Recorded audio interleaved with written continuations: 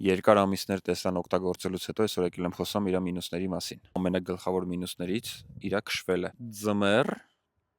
քշվում է, ասենք մոտը մի 500 կիլոմետր քշվող ավտոն ձմեռ քշվում է մոտավորապես մի 150 կիլոմետրի կարգի։ Փեջերը միացրած բանարած ցավ իրար։ Ենթադրում եմ հիմա ամառ քշվելու է մոտ մի 250-300 կիլոմետրի կարգի։ Հաջորդ մինուսը իմ համար այս ռուշկեքն են։ Այսինքն ձմեռվա եղանակին երբ որ ցեղ բան կեղծ sense միշտ այս բութդ կեղտոտ է միշտ ու պլյուս իրա բացել փակելու պահը, երբ որ իրան բացում ես ուզում ես արագ փակես, դու չես կարող, դու պետք է սպասես այս ռուշկեն հետեթա,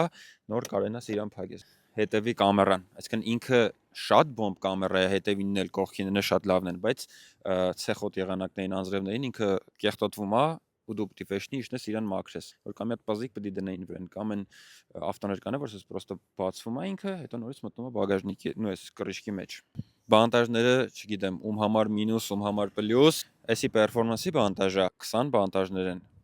Իրանք ահավոր չոր են։ Ես ճիշտ ասած այն սիրունության, ասենց ասած զոհ գնալով իրանց թողում եմ մնան, որովհետև զոտ սիրուն են, բայց կոմֆորտի առումով չէ։ Առեք պրոստը զավասկոյ բանտաժներով, որ գոնե մի քիչ փափուկ լինի, ինքը կոմֆորտ լինի մեջը։ Մաս երկուսը հաջորդ վիդեոյում։